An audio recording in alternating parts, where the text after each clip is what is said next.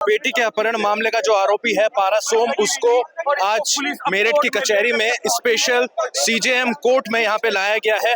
और देखिए जो पुलिस है वो पारस सोम को यहाँ पे लेकर आई है, मुंह ढककर पारस सोम को यहाँ पे लाया गया है। सीओ सिविल लाइन है और सीओ सरदना है और तमाम जो पुलिस बल है वो यहाँ पे जो है पारस को अंदर लेकर आ रहा है।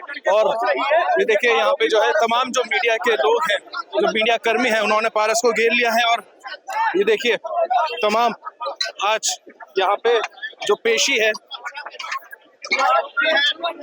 वो पारस सोम की यहाँ पे सीजेएम कोर्ट में होनी है।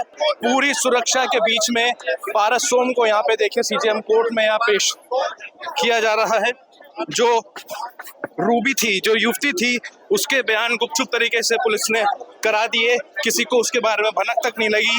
लेकिन जो पारस सोम है, जो आरोपी है इस पूरे हत्या और अपहरण मामले में, उसको यहाँ कोर्ट में अंदर यहाँ पे लाया गया है। और अब मजिस्ट्रेट के सामने पारस सोम के यहाँ पे बयान होंगे।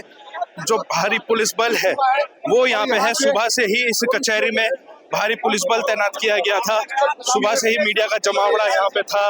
और अब देखिए स्पेशल सीजेएम में यहाँ पे पेश किया जा रहा है। अंदर जो पारस है उसको अंदर जो है बयान यहाँ पे दर्ज किए जाएंगे।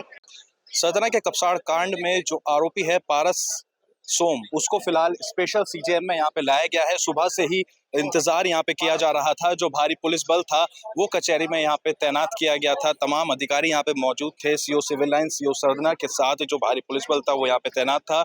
और अब जो है जो इसमें आरोपी है, मुख्य आरोपी पारस सोम, उसको स्पेशल सीजेएम कोर्ट के अंदर अभी ले जाया गया है। मजिस्ट्रेट के सामने पारस सोम के यहाँ पे बयान दर्ज किए जा रहे हैं, जिसके बाद जो वो बयानों की कॉपी होगी वो सील कर दी जाएगी। और वो सील जो वो बयान होंगे वो आईओ तक पहुंचाए जाएंगे। और उसके बाद जो इस पूरे मामले की इन्वेस्टिगेशन होगी, जो जांच होगी, उन बयानों के आधार पर की जाएगी।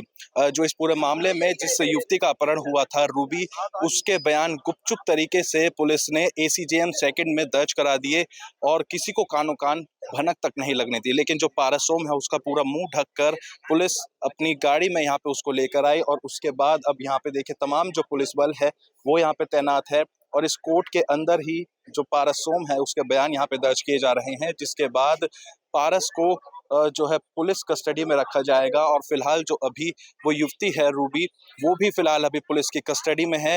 अभी इस बात को नहीं खोला जा सकता कि रूबी को क्या परिजनों को सौंपा जाएगा या अभी उसको पुलिस कस्टडी में ही रखा जाएगा। फिलहाल रूबी पुलिस कस्टडी में है और जो पारस सोम है उसके स्पेशल सीजेएम कोर्ट में यहाँ पे बयान दर्ज किए जा रहे हैं। तमाम जो मीडिया का जमावड़ा है सुबह से ही यहाँ पे मौजूद था और सुबह से ही जो पुलिस बल है वो यहाँ पे तैनात किया गया था। और जैसे ही 4:30 से ऊपर का समय हुआ, 4:45 के करीब, तब पारस सोम को यहाँ पे कचहरी में लाया गया और इस स्पेशल सीजेएम कोर्ट में यहाँ पे बयान दर्ज किए जा रहे हैं। और इन बयानों के आधार पर जो आगे की कार्रवाई होगी वो तय होगी। क्या पारस सोम इस पूरे मामले में अकेला आरोपी था या उसका साथ देने वाले कितने और आरोपी इसमें शामिल थे, ये सब अब पुलिस की जांच में आगे इन बयानों के बाद खुलना शुरू हो जाएगा। जुडिशियल रिमांड दे दिया 14 दिन का और अपना हत्या में वारंट बनाया। पारस के अंदर क्या कहा, क्या उसका बिहेवियर था, क्या नहीं नॉर्मल था, सिंपल से पैसा। अच्छा, कोई अपहरण का बताते हैं? अपहरण का? हाँ, अपहरण का भी मुकदमा है। तो क्या उसमें कुछ अपहरण में गया है, क्या गया? दोनों धाराओं में गया, अपहरण में भी और हत्या में। अपहरण अंदर क्या कह रहा था पारस? पारस कुछ नहीं कह रहा था। जज ने क्या पूछा? नाम पता पूछा। सरकारी वकील ने क्या कहा? इस मामले में लड़की की इन्वॉल्वमेंट रही है? पुलिस का यही था कि अपहरण और हत्या का मुकदमा बनता है, इस पे उन्होंने सिर्फ धारा में रिमांड। जज ने उनसे क्या पूछा, पारस से क्या पूछा? पारस से नाम पता पूछा। हाँ, यही पूछा। तो पारस क्या बोला? अपना नाम पता बताया। हाँ, और केस के बारे में, केस के बारे में तो अपने आरोपों के बारे में नहीं, अपने आरोपों का नाम कुछ नहीं बताया। नाम पता के अलावा और कुछ नहीं, अपना नाम पता के अलावा बाकी चीजों सामने रिमांड लिया उनका। रक्षा में उन्हें 14 दिन के लिए भेजा। केवल उसने दो बात कही है कि जी मैंने कोई मर्डर नहीं किया है, मैं निर्दोष हूँ, मुझे बचा लीजिए। ये बात उसने कही है। जो इनके साथ जो लड़की बरामद हुई है उसको लेकर क्या कहा गया है, कुछ अपडेट है कि बयान कहाँ हुए? लड़की को लेकर हम लोग सब यहीं पे थे और हमें ये था कि आएगी और बयान होंगे। लेकिन जो हमें बताया गया कि 164 के, हमें जो बताया गया है कि 164 के बयान हो गए हैं 14 न्यायालय में। मैं भी और 14 ACJM 3 में जो 14 न्यायालय में उसे चुपके से ले जाके पुलिस के द्वारा 164 के बयान करा लिए गए हैं। और वो क्या बयान हुए क्या नहीं, वो आने वाले टाइम में उस पर चर्चा करेंगे, उस पर देखेंगे पूरे केस को पुलिस ने क्या इसमें कर। मजिस्ट्रेट साहब ने क्या टिप्पणी करी जब मजिस्ट्रेट साहब ने केवल उससे पूछा था कि भाई आपका नाम बताइए क्या है और क्या आपने ये सब जो चीजें है, उसने केवल ये कहा कि नहीं मैंने कोई हत्या नहीं की है और मुझे बचा लीजिए, 2 शब्द कहे हैं उसने। और उसको 14 दिन की न्यायिक हिरासत में चला गया है वो। मैं मेंबर बार एसोसिएशन मेरठ हूँ, माननीय न्यायालय में ही उपस्थित थे, तो हमें पता लगा कि लड़की के बयान जो है ACJM 2 के यहाँ हो चुके हैं और उसके बाद में बयान होने के बाद में लगभग ये है कि लड़की ने फेवर में दिए हैं बयान और लड़के के फेवर में। और जो बलकट्टी वाली बात है, तो बलकट्टी वाली बात पे ये था कि उसने कहा कि मतलब मेरे जो छीना झपटी के उसमें वो बलकट्टी मेरी मम्मी के लग गई। वकील साहब लड़की के बयान बंद कमरे में होते हैं, तो आपको कैसे पता चला कि नहीं यार, सब लोगों के अपने अपने सूत्र होते हैं, उसके हवाले से जैसे आपके भी सूत्र हैं उनसे पता लग जाता है, तो हमारे भी यहाँ सूत्र हैं उसके हवाले से पता लग जाता है। नहीं, मैं लड़के की तरफ से हूँ, हाँ बचाव पक्ष की तरफ से है, मैं और बलराम सिंह। लड़की के क्या बयान थे? लड़की के बयान यही थे कि छीना झपटी में बलकटी लगी है, ये है और बाकी और कुछ नहीं।